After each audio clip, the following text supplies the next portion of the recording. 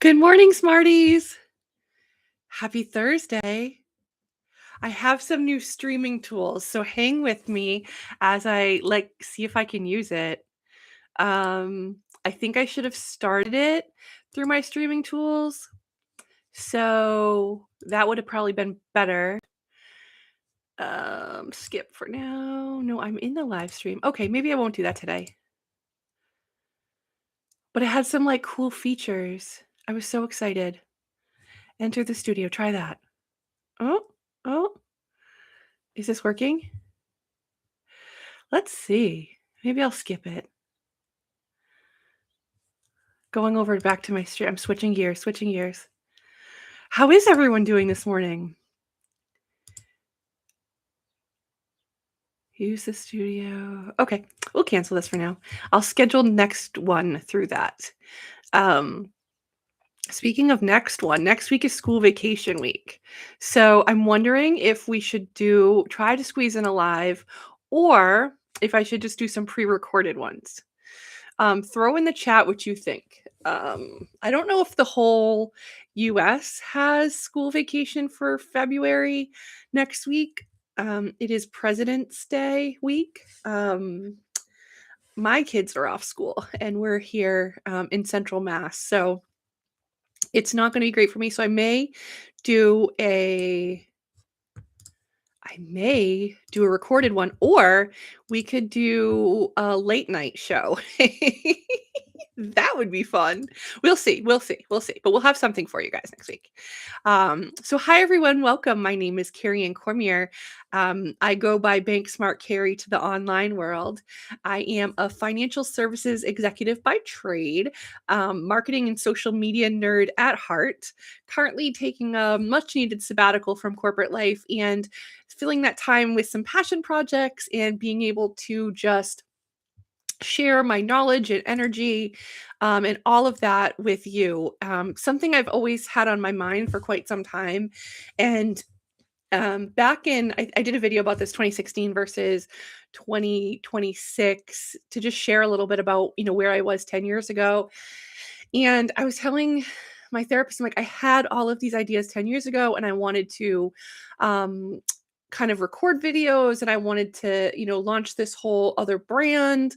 I was working full time as an executive, and it's just, when you're in financial services, there's a cap sometimes on what you can and cannot say online, and where you can and cannot speak. And I was so lucky that my company allowed me some freedom to speak at a lot of different events. I've spoken nationwide at conferences in Boston, New York, Nashville, Orlando, Vegas. Even did a little stint in Alabama. That was fun. Loved seeing my Alabama banker peeps.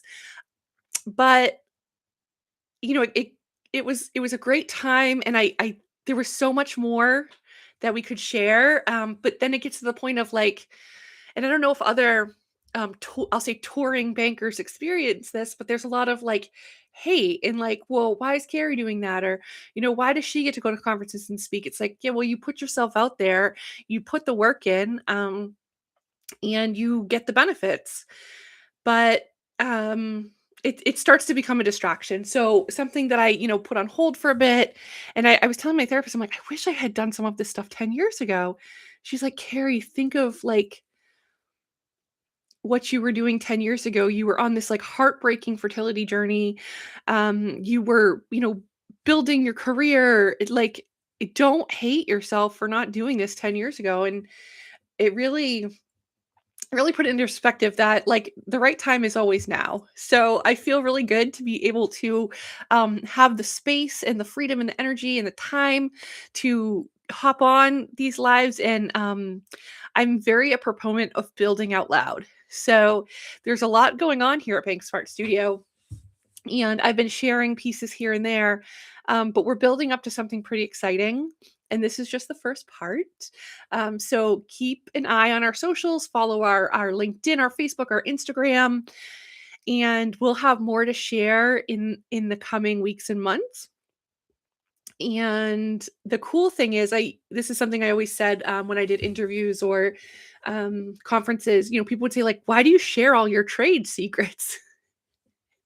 Like, are you just pretty much like throw your playbook out and just share it verbally? And I'm like, "Yeah, because the magic is like in execution and within me, and it's hard for others to recreate that. They can put their own spin on it, but I think I said this on Facebook this week, like execution is hard. It's really a talent. What was the quote that I put a really good quote up? Let me find it. Um, yeah, strategy without action is just a slide deck. And I firmly believe that so many people have ideas and we could do this and we could do that. And they just can't get it off the ground. And I know that's something that I'm very good at is executing and getting things off the ground and bringing ideas and concepts to life in a fun and engaging way. So I'm sharing my playbook out loud as we kind of go through this journey together, and I love being able to share my ideas. So you'll see on LinkedIn next week, some exciting things that Banksmart Studio has in the works. They're not fully done, but I'm sharing it as we go along because I want you to know that we're building up to something greater, and I'm excited for you all to be along for the ride. Does that sound fun? I love that. I gotta share. Speaking of sharing, I gotta share you my sweatshirt. I got this on Etsy, so I'm trying out some new cool swag. This says Carrie in hot pink. I don't know if you can see it. I am considering doing a teal one to match my Banksmart Carrie light here. So that may be like I might do a merch line. Like, what do you guys think? Should we have like a Bank Smart Studio merch line? Well, I'm gonna have it for me. And so this is like fun. And I got my daughter, little C, a matching one with her name on it. And it's so comfy and cozy. And I love this like puffy paint. This is like really in right now. And so I'm gonna do some merch. Like, what do you guys think? I saw, speaking of merch, I saw some bankers this week talking about like merch is always such a hot topic. Like everyone wants to know like what kind of good merch to get. I'm gonna do this piece eventually. I've been taking pictures every time I go thrifting. I'm a big thrifter. If you don't know, I buy like all my kids' clothes secondhand. I like get a lot of my house goods secondhand. I just love my background is also in sustainability, and I just love the environmental and the social impact factor. But every time I'm out and I see like I call it bank junk, I take a picture of it. So I have like this collection in my phone of like where bank junk goes to die. It's like at estate sales or thrift stores or like on the side of the road. And one day we're going to talk about that because I think that's a huge thing. Like everyone loves bank junk and swag, but the like the environmental impact and the fact that people really don't always want the crap that you're giving away at trade shows. It's got to be good. There are some things. I have a couple items that I just love, love, love. My friends over at the Element Group, they are so good with their swag and so generous with their swag. I have two things that I absolutely love from them, and maybe I should show it one day. They're not a sponsor, but they could be. Yeah. Um, I have a backpack from them that is absolutely phenomenal. I've used that for years and it's holds up great and it's just so fun. And then I have a 3/4 zip, and I think it's a Nike, and it's a really good quality and it's so comfy. And those are like my two absolute favorites. And so if you guys are listening, I love your swag. Um it's been so fun. Yeah. So those are two that I really use. And so when you think about swag, and we don't need to get into this now because that's probably a whole nother topic, but make sure it's stuff people use. Cool. So we're going to start off with a little around the web news and then see where the day takes us. Does that sound good? I'd love it if you dropped in the chat where you're tuning in from. Be sure to like and subscribe to our channel and follow us on all the socials at Banksmart Studio or at Banksmart Carrie. And thank you for joining. So around the web, this is a little thing that I've done at the institutions I've worked at. I love just sharing and gathering online news. I am like an addict when it comes to phone and social media, and so I'm not looking for help for that at any time. Yeah, I'm not jumping off the bandwagon. It's still happening. My phone is right here. It's like got to be within like arm's distance. But I would always like screenshot cool things when I saw it, and then I got this idea from a dear friend who did a really good edition of this, and this is where I learned it, but it's been so helpful because it kind of gathers up and shares and educates my team. And I would share it to my retail group, department heads. I started sending it to like executive groups, and it kind of recaps like some of the trends online and include some of my fun commentary so you guys get that live. Other times I would write it and it would be a little snarky, and sometimes it was like a competitor report and would show different trends happening in our marketplace, stuff like that. Speculation, rumors. I'm a good rumor monger. So the first one, and this is really interesting because last episode we talked a little bit about Gen Z, right? And what attracts the Gen Z generation. And for DCU, they're doing this kind of social campaign. And maybe it's not a whole campaign, maybe it's just a couple posts, but it's on Gen Z and what Gen Z looks for in banking. And my thought is, well, don't talk about Gen Z to Gen Z, and don't talk at Gen Z. Talk to Gen Z and have a conversation and gear your content towards them. And I said in there that like when you look at the generation after Gen Z, Gen Alpha, who's really what we should be focusing on, they are very much into streaming and obviously digitally native. And so I was saying like if someone was really smart, they would engage like a YouTuber and all this. So what do you know? What do you know? News this week, MrBeast, who is the world's largest YouTuber by subscriber count, purchases Step. So Step is a fintech company, a banking app geared towards teens. Right? Write this one down and share it with your cohorts. Little note here: Step is advertised as an all-in-one money app for teens and young adults to manage money, build credit, and access financial tools. So this is a really good quote, really, really good. Nobody taught me about investing, building credit, or managing money when I was growing up. That's exactly why we're joining forces with Step. Cha-ching! Genius. I want to give millions of young people the financial foundation I never had. Lots to share soon, MrBeast told his millions of fans on Monday. Oh my goodness. Oh my goodness. Genius. This is so exciting. So I was following Step on Twitter, but they didn't have a whole lot of updates. So when I see that people don't have updates, I think that they're like dead. And now that like some people are jumping out of Twitter or X, I guess that's not a good indication, but I still find it very active and engaging. So we'll see if they return there with this kind of news. But I had to look up Step and really kind of see what they're about. So they have over 7 million users, and the technology platform and in-house fintech team will complement the large digital audience and philanthropic initiatives. So it sounds like there's a social responsibility component there with giving back. 7 million users. That's pretty cool.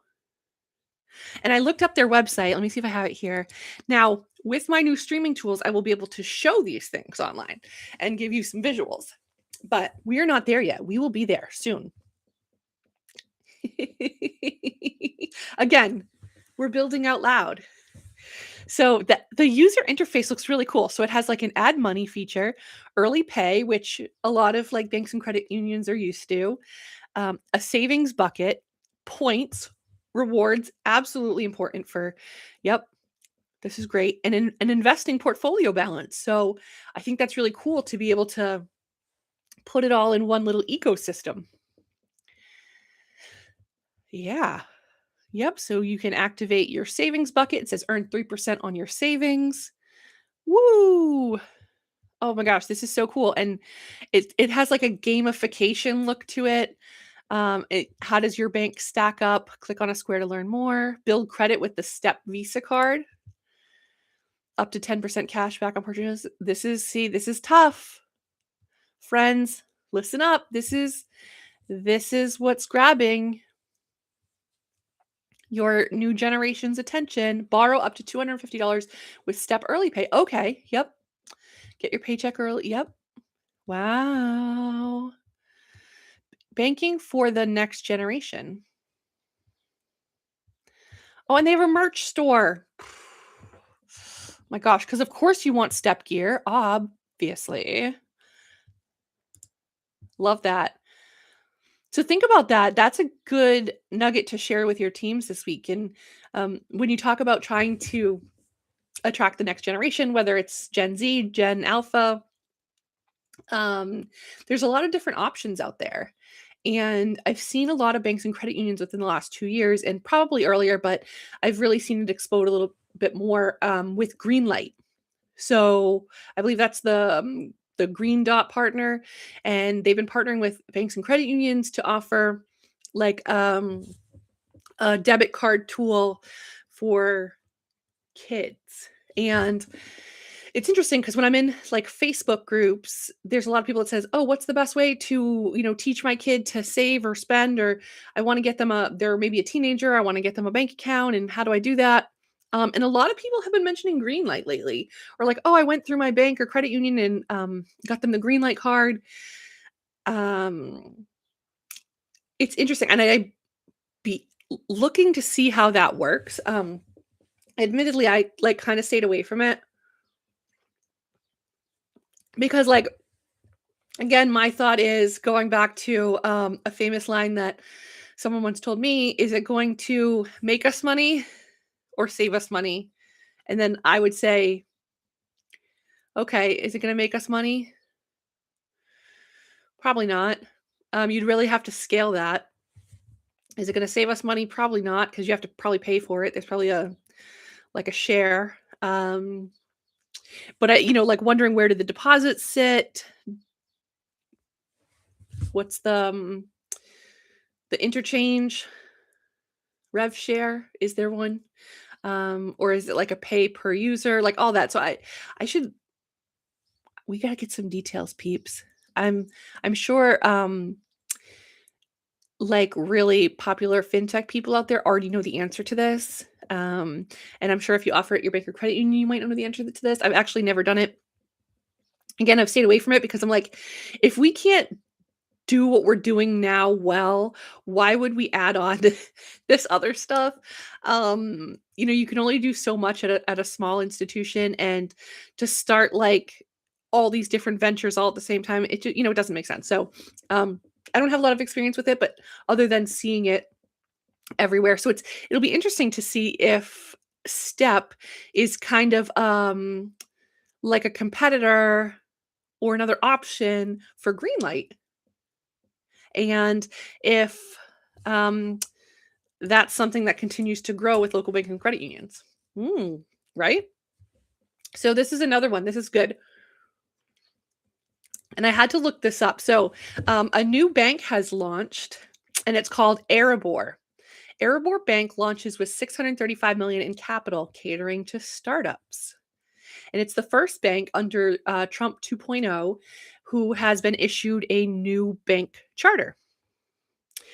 The interesting part about this, and I say interesting a lot because I like these things kind of like really nerd me out, but their focus is occupying the space since the Silicon Valley Bank collapse, which served California's tech founders and venture capital firms and, like high net worth individuals.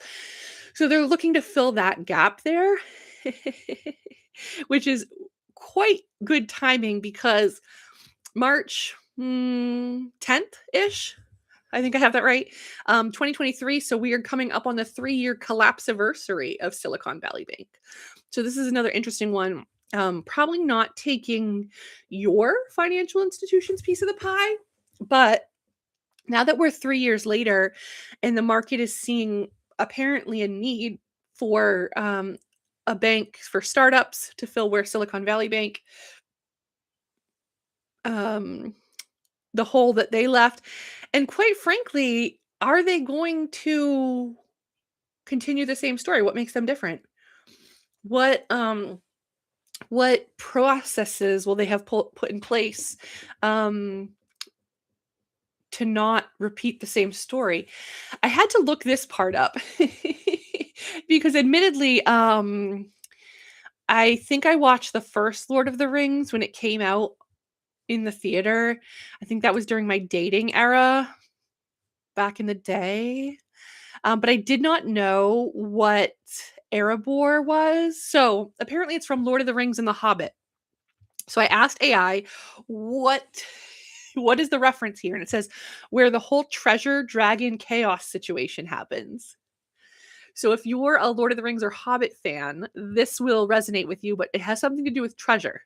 So I can understand why the name Erebor, hopefully I'm saying that right. Again, I asked AI to pronounce it for me, but that sounds like an appropriate name for somewhere to stash your treasure. So that was big news. Yeah. What do you think? It doesn't specifically say anything about like branches. I didn't get into that. Let's see. But like if you're in this like startup, like they're not looking for branches. But it would be cool because I'm thinking like Silicon Valley ish, Erebor Bank branch. Nope. Yep. Okay. So we're just gonna go with the AI overview and not quality control this. um, Erebor Bank is a digital-only national bank headquartered in Columbus, Ohio, focusing on cryptocurrency, defense, and high-growth tech sectors. Interesting, interesting. Operates without physical branches. While based in Columbus, Ohio, to support the regional tech corridor, it has a secondary office in New York. Plans to offer specialized services, including holding stablecoins, providing GPU equipment, financing for AI data centers, and contract-backed loans for defense startups. Interesting, interesting, interesting.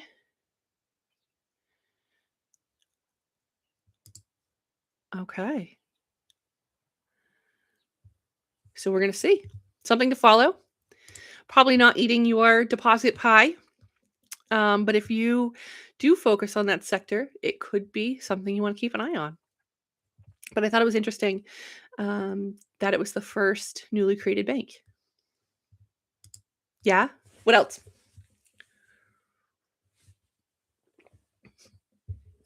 Oh, I have more. I have more. Shout out to the replay crew who are joining this. Whether you're driving home, listening to it, at the gym, on the treadmill, listening to this at double speed because my brain has been going so fast that my mouth can't keep up lately. I really appreciate you joining. I do go back and read all the comments, so feel free to drop your comments in the chat. And I love it. Thank you. So, again, today is February 12th, and this week is Valentine's week. So, we're going to talk about a trend. And I just love Valentine's Day. Like, I don't know if I said this on the last stream. I love Valentine's Day. And it's not because I like love Valentines or like flowers. I do not like flowers at all. But I just love hearts. Like I've always been like a heart person. And I like ramp it up during the month of February just because like it's my vibe. But it's interesting how I love the brands that are posting. So this is where we're kind of switching gears, but it's going to tie into like social marketing, compliance. You're going to see. You're going to see. I love my compliance peeps too. Don't just think I'm a social person. I like compliance. We're going to talk about it.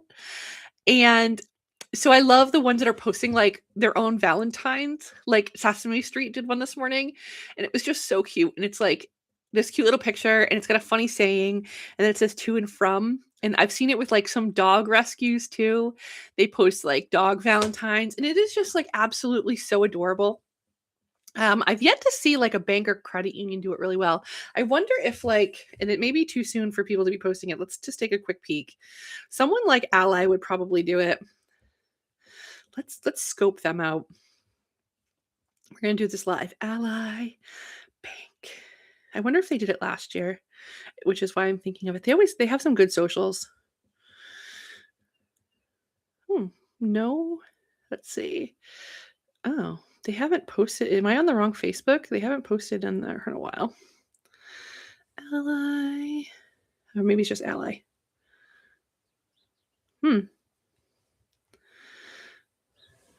Let's check the Instas. Boop, boop, boop. Boop, boop. Ally. Also not a sponsor, but you could be. Okay, this one's kind of cute. Yeah, I'll take this. Here we go. Us together just makes sense.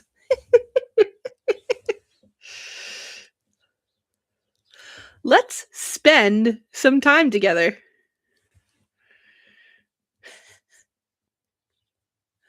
Without you, I feel a withdrawal. You keep my interest growing. You keep me balanced. Here we go. What we got is worth saving. So silly. Okay. All right. So silly. I like the ones that say like to and from, and like you could almost like fill it out yourself and like repost it. I love that. So like those I always screenshot because I like anywhere I'm working, I like really want to do that. And I guess I could do it on my own and like do Bank Smart Carry ones. But like life gets in the way, and like I'm a like one person shop here. So until Bank Smart Carry Enterprises starts hiring, I need like a graphic designer, content person. Then we will probably not have. But okay, here's the other thing that is an interesting trend around Valentine's Day. So you have the ones that are doing the positive things like show your finances a little love, fall in love with your finances this season.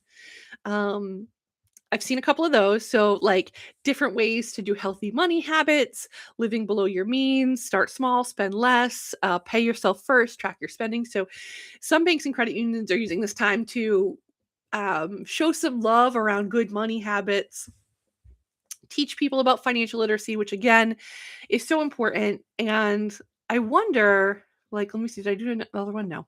I wonder if it's around like a larger campaign. So, here's what I wonder. Okay.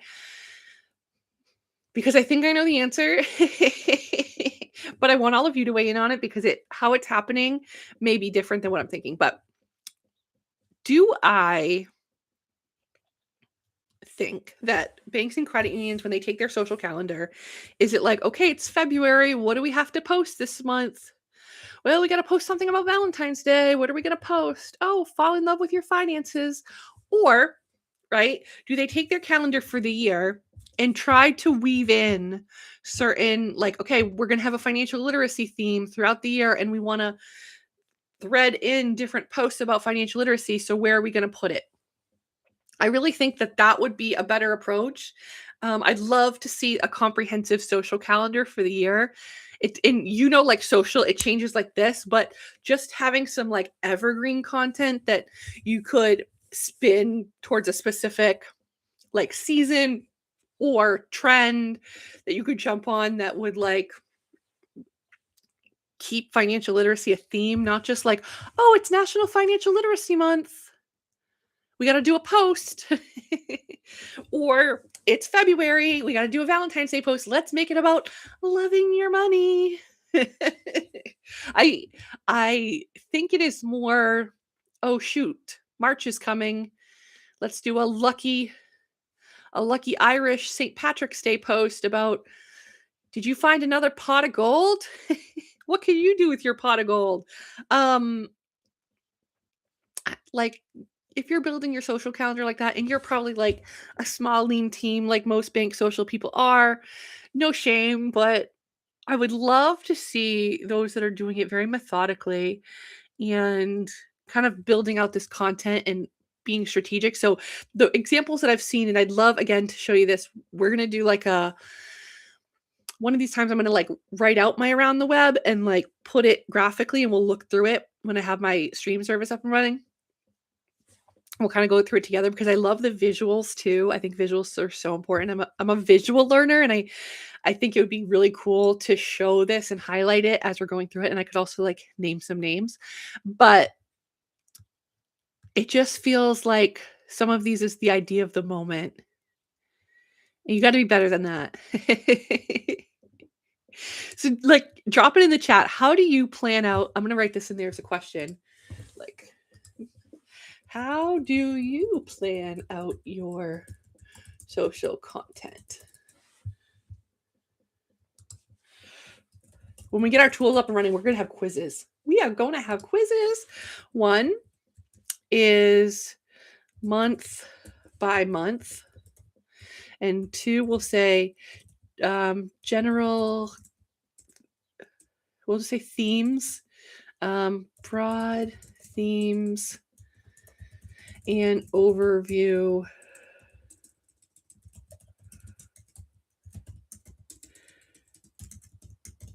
for the year. Cool. I have my big monitor right here. I love it. I love it, love it, love it. I'm just going to say, if you don't, as part of your work from home kit, give your team a big ass monitor for home. Who are you? I work somewhere that gave me this like crappy little monitor, and I'm like, I sold it on Marketplace for $40. It was junk. Junk. So I bought myself a nice one because I am my own boss and I deserve a nice big monitor.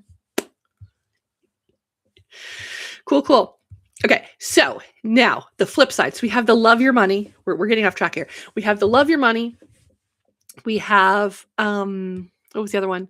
Fall in love with your finances. Now, this is a big one. And again, I wonder if it's part of a broader theme. So I'm going to read one out. Valentine's Day is all about love, but it's also peak season for romance scams. If someone you've never met is moving too fast and avoiding real connection or asking for money, trust your gut. Swipe for the red flags to watch and how to protect yourself. So then it has like the carousel. Here, protect your heart. What is a romance scam? A romance scam happens when someone builds a fake emotional relationship online to gain trust, then asks for money or financial help. Common romance scams. Fake dating profiles, someone claiming to be overseas in the military or traveling for work, quick declarations of love or emotional connection. The money ask. Scammers often ask for money, emergency or medical bills, travel expenses to come visit, travel expenses, business or investment opportunities, gift cards, wire transfers, or crypto. And then red flags to watch out for. So that's one of them. I like that. And I follow a lot of like local ones near me. But I'm trying to follow some ones like across the US. There's just so many good ones out there. We should do our own like Bank Smart Studio like social winners, because there are some really like good credit unions on TikTok that I'm like falling in love with. Get it? That was not intentional, but falling in love. Okay, this one. Romance scams are on the rise, and knowing the warning signs can help protect both your heart and your money. Swipe to learn common red flags and simple ways to stay safe. If you believe you may be a victim, here's a good call to action of a romance scam. Stop communication and contact this place's customer care center. Here's some more info on our blog. Don't let a scam steal your heart. Red flags to watch out for, how to protect yourself, and what to do. I like the call to action on what to do if you're in a scam, but I'm going to tell you, let's break this down for a bit. Who in a romance scam recognizes they're in a romance scam? Okay. Okay, so let's share my first romance scam story from being in banking. I didn't really see it at the branch. So I worked in a branch from maybe 2005 to 2007. I definitely saw some weird stuff and fraudulent charges and creepy things related to that, but never really a romance scam. But I was in like a branch administration role, and I remember being like, I think my boss at the time, I was very young, and my boss at the time wasn't in, and like, so I was like the one in charge, and it was like one of the first like crazy, I'll say disasters. This is such like a disaster that was happening where this customer wanted to wire out like $80,000, and the $80,000 had come from retirement fund disbursements, like withdrew from their IRA, stuff like that. It was all sitting in their account. And so like the branch had talked to her, the manager had talked to her, and they're like, we can't, like, we don't want to wire this money out. But she's saying that she's just going to take it somewhere else and do it, and that we have to do it for her. So they're like, we said you'd call. I'm like, lovely. Because you know what like a millennial likes doing more than dealing with romance scams? Talking to people on the phone. So that was like absolutely the last thing I wanted to do. Um, but I like called her and I'm like, hey, this is Carrie from the bank, blah blah. Just wanted to talk to you about your oh my god, like just she was like, nope, this is real. I know this guy. The story was he was overseas, he was doing a construction project. He had of course lost his passport. Of course he did. He was trying to get back over here and he had to finish up his construction job and needed money to finish out the job and then get back over to the US. And this lovely lady, I want to say she was like 60s, 50, late 50s, early 60s. She wasn't that old. She was like, oh no, we've been talking online forever. Like, we're in love. He's my boyfriend. And I'm like, have you ever met him? Have you ever met him? Well, no. Have you ever like FaceTime, like seen him other than a oh no, I have pictures of him. We talk on the phone all the time. Okay. So I'm like, I'm adamant I can't approve this. I, but you have to balance. So you have to balance customer service, right? She had been a long time customer. She had, I'll say, decent balances with us, but this was definitely wiping her out. Um, and so I'm like, okay, how do I do this in a way that preserves the relationship? I'm like, I need a grown up. Like, who left this like 23-year-old in charge of like an $80,000 wire transfer? Like, that is just not sake. Like, what? God, I need a grown up. I can't deal with this. Okay. I have to talk on the phone. Why can't we just text? God. Okay. So I'm like, who's around? Who's around? Security officer. Can't get a hold of them. No, no, they're no, no. Okay, fine. All right. Um, CFO wasn't around. I'm like trying to find a grown up. And I'm supposed to be the grown up. I get a hold of the controller. Her office is right around the corner from me. And this was so funny. So she's, I don't know, maybe 20 years older than me. Was in her mid 40s. Maybe I'm just misjudging this. If I'm misjudging this, I'm sorry. Early 40, I don't know. And I'm like, okay, like you're in finance. I need help. I need a grown up. I have this customer who wants to wire out $80,000. It clearly feels like a romance scam. She's dumping all of her money from her IRA. She wants to wire this money to this man she's never met. And like, I need help talking to her because she won't listen to me. And I'm also trying to preserve the relationship. So we did this really good, like we called her and we did this really good, like back and forth where like, I was like, hey, I'm trying to advocate for you here, but my finance team has some questions and they want to protect you. And like the controller was so good and like so kind. And she just had this like gentle mannerism to her. And also like was able to speak from the experience of we really try to protect your money here. I see a lot of wire fraud.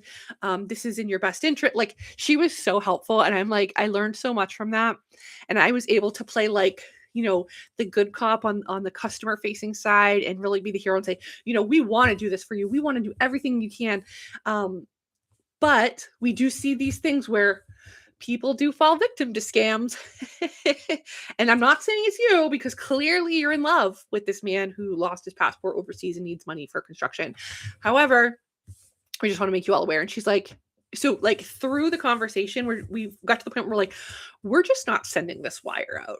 Okay. And she ended up, I'm pretty sure she took the money and wired it out somewhere else. But you know who was not out the money and whose conscience it was not on? Ours. But that was like my first introduction to romance scams.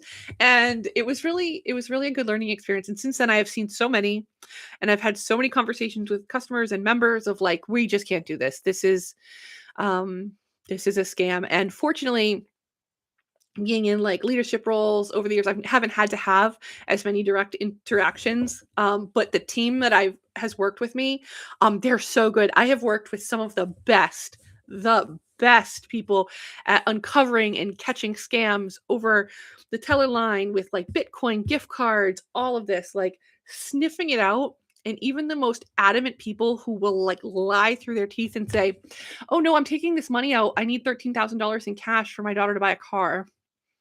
Like, I've worked with branch managers who will like draw that truth out of that person until they're like in the office, like sobbing of like, my phone's in my pocket. I'm talking to the person online. They told me not to tell you like that the bank is in on it. Like, like I have seen like people's lives being saved from this. And it just feels so good that we have people on the front lines that are stopping this. It's just like blows my mind because it's everywhere and it's only getting worse. I've seen this is a little off track, but I've seen ones with I'll say kids, right? Teens on social media who get Instagram DMs of like, hey, I really love your picture. I'd love like something that you posted. I'd love to do a painting of it and comp you for using your art, your picture as like an art inspo. I'm going to send you $450 and all you have to do is send me the $50 processing fee back. Or, hey, I'm going to send you this check. I'm going to ask for your online banking credentials so I can deposit this check. And while I'm in there, I'm going to deposit this fake check and like steal all your information. Like, and then they're like P2P money out and external transfer money out. It's like crazy. And like, these are like, I don't think that one's talked about enough. Like the Instagram scams, like I've seen them and sometimes I like will get them in my DMs.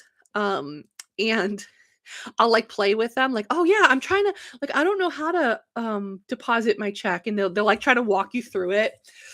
It is like so wild. I don't think we talk about that enough. It's like on the surface what the romance scams are, but I think those are kind of, I don't want to say less prominent, but there's other ones out there that have risen up that I think deserve as much airtime.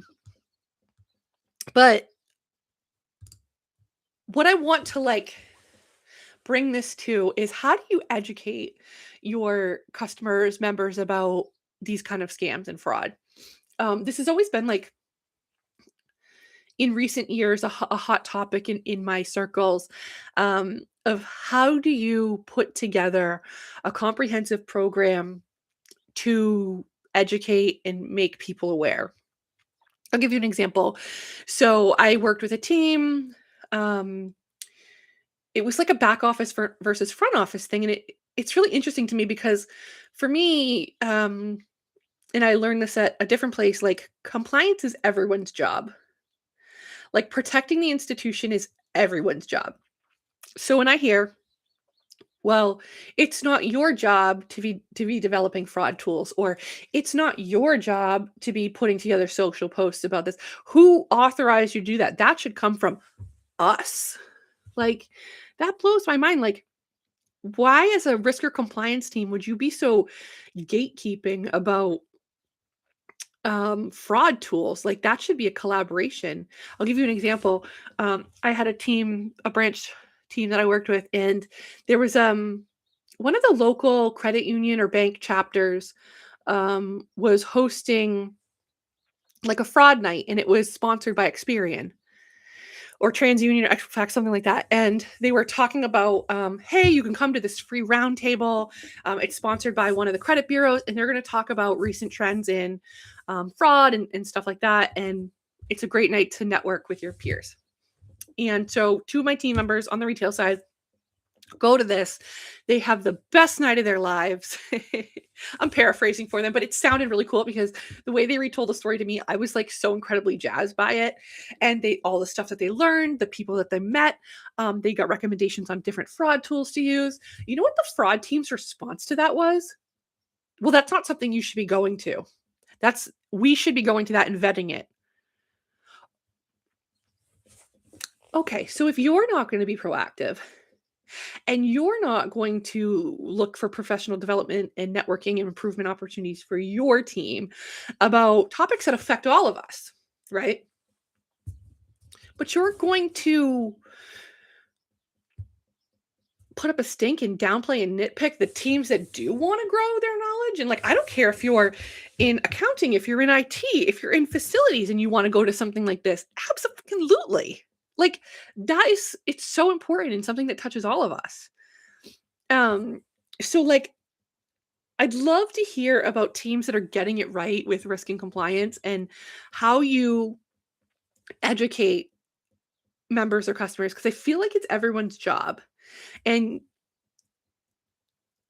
I would love, like, okay, so rewind a little bit. I worked a million years ago with the most badass BSA officer, and she was so good and understood one of the things. Like, she was I think like a self-proclaimed BSA nerd, and really was like fighting crime from the inside of our institution. And she was so good about meeting people where they were. And I think that's really important when you have, I'm just going to say, a drier subject. This applies to fun subjects too, because what you think is fun, other people might think is dry. Because I know I talk about social and marketing, and some people think that's dry. But when you have a subject you're super passionate about, and this goes to, so this is something you write down. You need to meet people where they are. And so she was so good about coming to team meetings and presenting and talking. She made herself available. She would drop by departments. She did a blog on the internet about like trending BSA topics. She did emails. Like, the only thing I think she could have done better is, like, in retrospect, a little video series. Because I would have like totally geeked out and watched that, and that would have been a way to connect with someone like me, because I did love the blogs and I did love seeing her in person. I think the video series would have been good, because I would have definitely encouraged my team to soak that in and watch it. She had this way of like bringing like BSA topics to life, and was able to draw out real life examples of how they were able to string together themes from the compliance, not com- yeah, we'll just call it compliance software, the monitoring software, and being able to trend it together and like come up with information that led to really big like sting operations. And that was so cool. And how she also shared what like the repercussions were for looking the other way. So like, if you don't see something and say something, what could be the institution or the personal liability for not bringing this up? And I thought that was really helpful, because it gave us an insight into her life and her world and what was important in her job, and how this wasn't just so and so like being annoying and asking questions, and, well, I don't want to be invasive and ask my customer that. That's like, why don't you back off this call? Like, okay. And I don't want to get into this whole front office versus back office and who calls, because there's a big part of me that feels like it is the retail person's job, and I know retail hates that. But they're there to be the champion for the person and to make that member experience smooth, because you usually do not want to be a BSA officer or BSA person, analyst, whatever, calling a member because you're just going to get like maybe a checklist of questions and it's going to come off as abrasive. So the retail team, although it is difficult and you hate doing it, I do believe it's very important for you guys to be the face and the smoothing over and bring that magic. But she would do a really good way of like coaching and saying, okay, here's how you want to say it, how you want to position it. And I just loved that. And I would say like that is my ideal partner in a BSA compliance risk world. Um, on the flip side, the example I talked about earlier was someone that's so protective about it and needs to own it and doesn't want to let anyone in. That doesn't help anyone. And that's so frustrating. And I hope that those that are listening, if you feel like you don't want to let anyone into your BSA world, I'm sure you have your reasons, but it's like it's hurting your progress. And the more people that you can be believers or apostles, disciples, whatever, for your cause, the better. My team had come across and shared this podcast. And again, it was like, it blew my mind because you have like let's just take branch managers, right? They have to do freaking everything. Like you have to be everything to everyone and know mortgages and know loans and deposits and scams and like how to troubleshoot the ATM and how to balance the recyclers. It's like so crazy what they know. And you know what they do in their spare time? They geek out and they learn about things. And so one of them comes to me like, and this one you need to write down because it's so important. And I've listened to it multiple times because I'm just like totally nerding out about it. This podcast called Scam Inc. from The Economist. So he sends it to me and I like fall in love with it. And he shared it with all the retail people, shared it with departments. And I'm just going to read a little overview of what it is. So, Scam Inc. is an 8-part podcast series from The Economist investigating a massive, rapidly growing global cyber scam industry, which is comparable in size to the illegal drug trade. Hosted by Sulin Wong, the series tracks money laundering and human trafficking from a rural Kansas bank collapse to criminal compounds in Southeast Asia. It was fascinating. It talked about people that were like tricked or captured into being part of the scam industry. It talked about those that were on the other side and that were the recipients of the scams and how they absolutely believed like they're like, I'm an educated person. I'm not like stupid and dumpy and like like I know better. I'm well off. I'm attractive and I fell for this scam for like I should know better than this. And it was like so good and eye-opening that um he shared it with the entire team and then like I reposted on the internet with a little summary because again you're trying to hit all audiences. It just like blew my mind. And so check it out. I believe you do have to pay for it. I'm trying to remember if I can get it on if it's part of a Spotify subscription. He paid for it separately and we all used it, but it was just so good. So good. And it's something that you could help use to educate your teams. But going back to like your general like scam and fraud awareness, how you educate your customers and members, it needs to be a team effort. Like I hope this is just one isolated instance of working with like a team that doesn't get it, that wants to gatekeep. And I hope that that's not indicative of most institutions or a lot of institutions. But it was like really hard because you're trying to fight the same enemy and the same goal, which is frauds and scams and protect our members and customers. And you have a team that's like, nope, I don't want you to put information out of there. That all has to go through us. We're the guards of that. We're going to send a weekly fraud newsletter. And you know what? We're not going to do it because we don't have time. We're too busy. Okay, fraud doesn't sleep. Clearly the branch managers don't sleep. But it's just such an interesting like juxtaposition of having like a really really good intentional and engaged and someone that's so passionate about their BSA and fraud work and then someone that it's clearly not their passion and almost guards it because of I'm going to say like not being educated enough in it. And I think when maybe you're insecure in what you do and not understanding enough that radiates and you got to like hoard it. I'm just guessing here. but you have to like hoard and gatekeep until you understand it and then be able to try to share because gosh forbid someone with a brain asks you a follow-up question. You don't have how to answer it. It's not a good look. Um, but I thought those were really two cool examples of like what people are doing for February and sharing fraud. I think fraud isn't always on. Like I know banks and credit unions do their like cybersecurity social awareness month and they do posts about that. Like there should be fraud, and I'm just using social as an example, but there should be that like similar to what was the other one we talked about? There was another one. Maybe this was the same thing.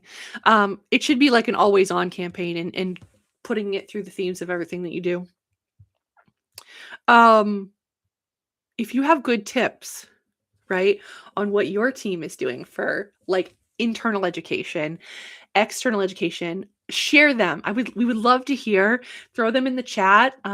Send me a DM if you ever want to connect on my socials. It'd be really cool.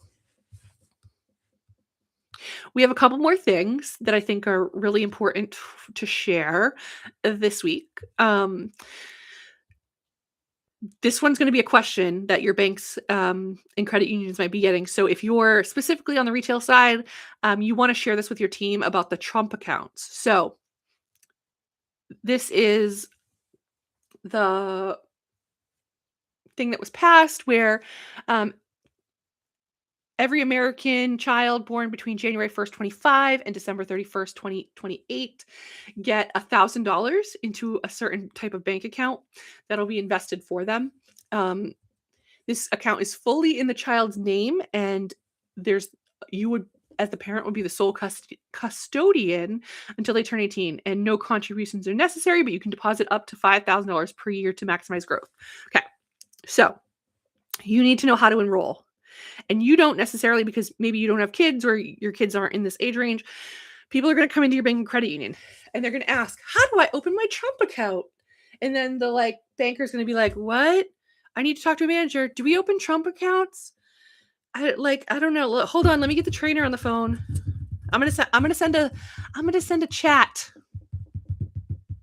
I'm on Teams. Does anyone know how to open a Trump account? Okay, don't embarrass yourselves. Get this all down. Give your team some education on it. So this is launching July 5th, 2026. And again, I don't have all the information, but I'm going to give you the overview, the snippets, and then you can go to trumpaccounts.gov for the full information. Consumers can enroll their child by making an election on the new IRS form 4547. So if they're filing their taxes now, use IRS form 4547 and you can elect it. So a financial institution, it has not been named from what I've seen who that financial institution is, but it's not going to the local bank or credit union. They will receive the funds and activate the account, and then someone will be in touch with all the information.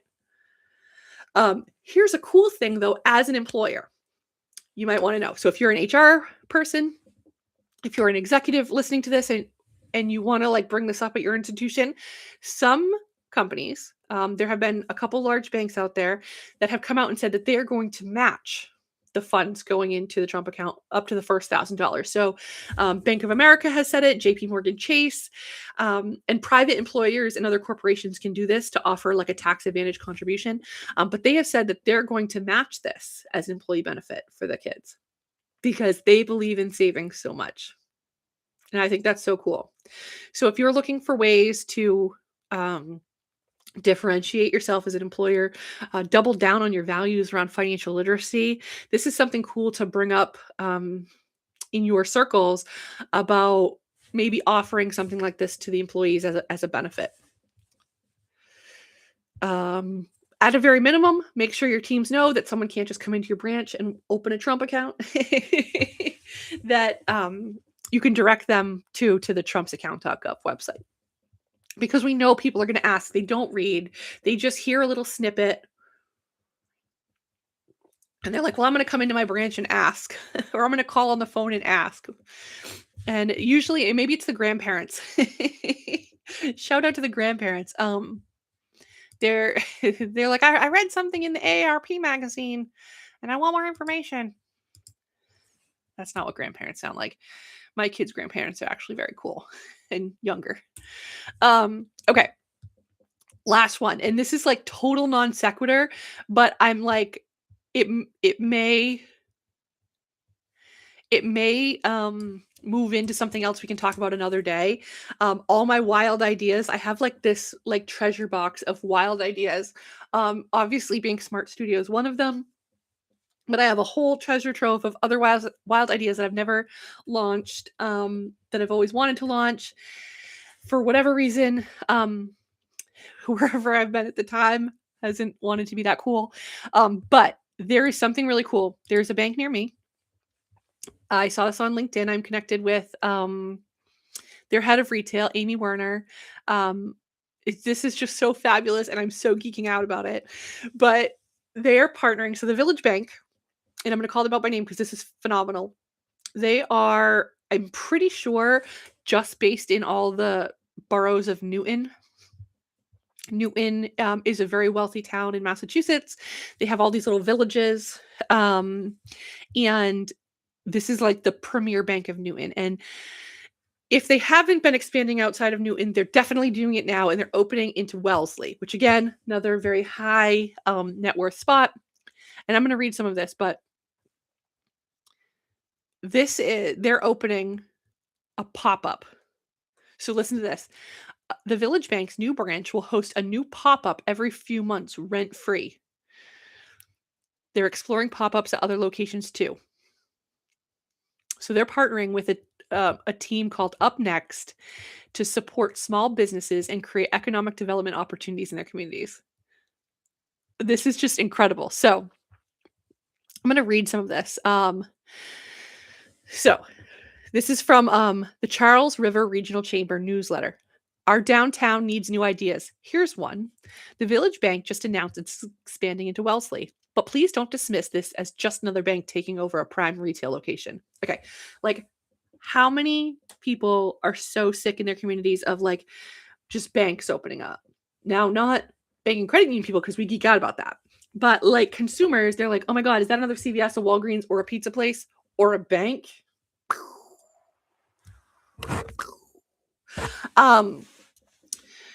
Right? So they double down on this. Please don't dismiss this as just another bank taking over a prime retail location.